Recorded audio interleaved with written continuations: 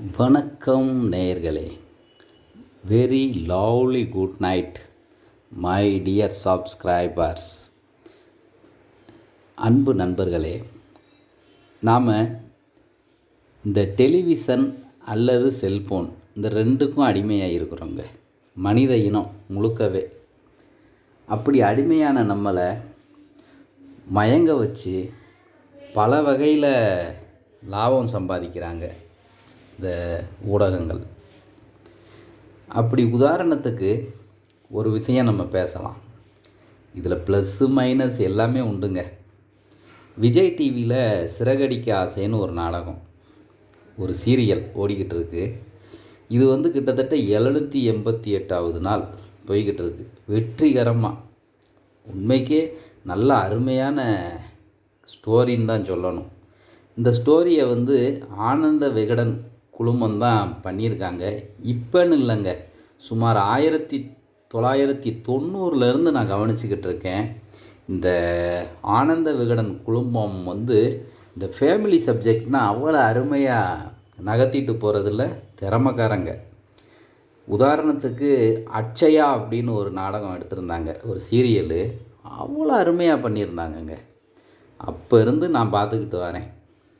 இந்த சீரியலை டைரக்ஷன் பண்ணது எஸ். குமரன், மியூசிக்கு கிரண். என்னடா சினிமா மாதிரி சொல்கிறேன்னு நினைப்பீங்க. சினிமாவை விட இது பெஸ்ட்டாக தாங்க போய்கிட்டு இருக்குது. அந்த அளவுக்கு மக்களோட மனசை கவர்ந்துருக்கு. முக்கியம் பெண்கள் மட்டும் இல்லை, ஆண்களையும் சேர்த்து தான். அப்படி இதில் என்னங்க கதையை சொல்கிறாங்க அப்படின்னு நீங்கள் கேட்கலாம். இதில் மொத்தம் இந்த கதைக்கு மெயினானது பார்த்திங்கன்னா ஒரு 4 கேரக்டரு தாங்க. இந்த 4 கேரக்டரும் தான் கதையை அப்படியே சுற்றி இழுத்துக்கிட்டே போகும். First character Gomathi Priya. அவங்க இந்த சீரியலில் அவங்களோட பேர் மீனா, அவங்க கணவர் பேர் முத்துங்க. ஒரு முரட்டு பையன் முத்து. அவனை மேரேஜ் பண்ணி அவனை ஒரு வழி பண்ணி குடியெல்லாம் அடக்கி, ஒரு ஜல்லிக்கட்டு காளையை அடக்கின மாதிரி தான் அந்த பொண்ணு அடக்கி அப்படியே ஆட்சி பண்ணிக்கிட்டு இருக்கும். அந்த குடும்பத்துலேயும் பார்த்திங்கன்னா A to Z எல்லாரையும் கவனிச்சுக்கிடும். யாரும் அந்த பொண்ணை ஒரு மனசு புண்படுபடி பேசுனா கூட அது பெருசுப்படுத்தாது. எல்லாருக்கும் நல்லதே நினைக்கக்கூடிய ஒரு கேரக்டருங்க இந்த மீனா. அடுத்த கேரக்டரு யாருன்னு பார்த்திங்கன்னா சல்மா அருண் அப்படின்னு சொல்லுவேன். ரோஹிணி அவங்க பேர் இந்த சீரியலில் மனோஜோட மனைவி, முத்துவுக்கு அண்ணன் மனைவி. இவங்க கதை பெரிய ட்விஸ்ட் உள்ள கதை. இந்த நாடகத்தில் ரொம்ப முக்கியமானவங்க அவங்க தான். அவங்க எப்படின்னா, ஏற்கனவே ஒரு மேரேஜ் ஆகி ஒரு குழந்த இருக்கும். அடுத்து இவங்க அண்ணனை மேரேஜ் பண்ணியிருப்பாங்க. இந்த விஷயம் யாருக்கும் தெரியாது. இதில் அவங்க பல பொய்கள் சொல்லி அவங்க தான் இந்த சீரியலுக்கு மெயின்.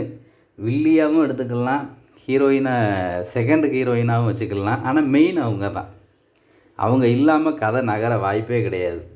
ஒரு ஃப்ளோவாக போய்கிட்டு இருக்குன்னா டக்குன்னு அவங்கள வச்சு அப்படியே ஸ்டோரியவே மாற்றி கொண்டு போயிடுவாங்க. அந்தளவுக்கு அவங்களோட கண்கள் பேசும். அவங்களோட வாய் திறக்காமையே அந்த உதடுகள் தாளம் போடுது. அந்த அளவுக்கு திறமையான நடிகையாக இருக்கிறாங்க. அவங்களுக்கு அடுத்து பார்த்திங்கன்னா அனிலா ஸ்ரீகுமார். இவங்க அம்மா கேரக்டர்லாம் அடிச்சிருக்காங்க. முத்துவுக்கும் மனோஜ், ரவி. ஆர் சுந்தர்ராஜனுக்கு மனைவி. ஆர் சுந்தர்ராஜன் ரொம்ப சிறப்பான கேரக்டருங்க. மாமனார் நடுநிலையான மனுஷனாக அவரோட ஆக்ட் இருக்கும்.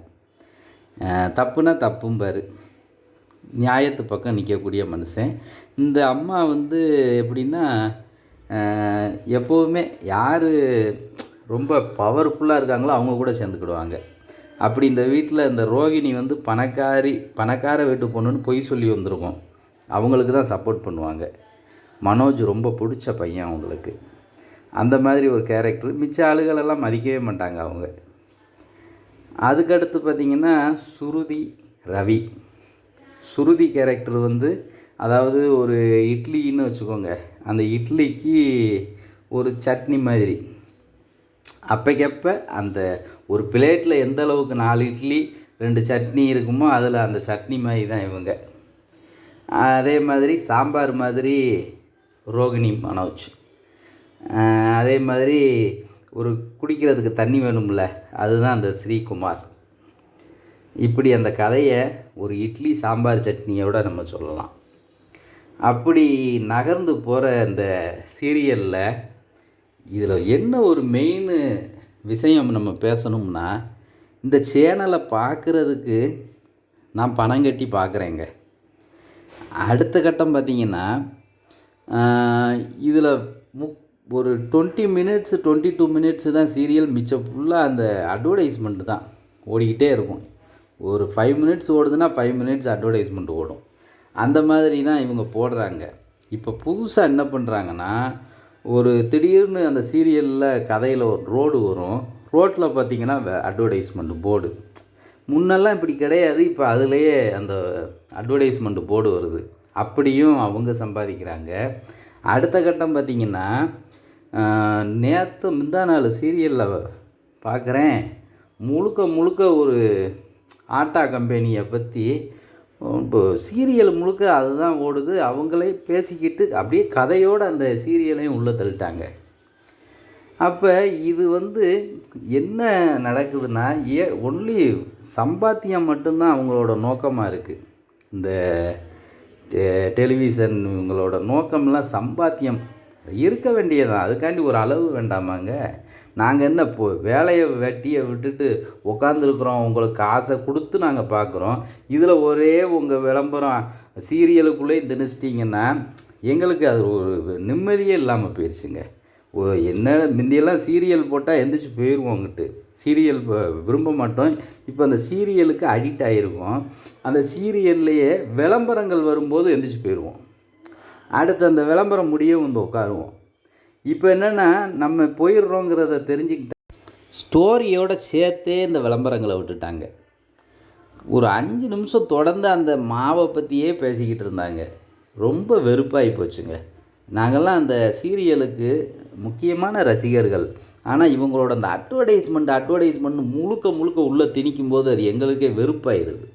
இது ஒரு சாமானிய மனிதனாகவும் அந்த சீரியல் பார்க்கக்கூடிய ஒரு ரசிகனாகவும் தான் நான் பேசிக்கிட்டு இருக்கிறேன். என்னோடய மனநிலை தான் இந்த தமிழ்நாட்டில் இருக்க அத்தனை கோடி மக்களுக்கும் இருக்கும். என்ன, எங்களோட வீக்னஸை புரிஞ்சுக்கிட்டு நீங்கள் ஓவராக அதிலிருந்து எங்களை முட்டாளாக்கி பணம் சம்பாதிக்கணும்னு நினச்சிங்கன்னா அது ரொம்ப விபரீதமான இதில் போய் முடிஞ்சிடும். எப்படி சினிமா திரையரங்கங்களின் எண்ணிக்கை குறைஞ்சதோ அது மாதிரி டெலிவிஷனோட எண்ணிக்கை குறையிறதுக்கு நாட்கள் மிக தூரத்தில் இல்லை, பக்கத்தில் தான் இருக்குது.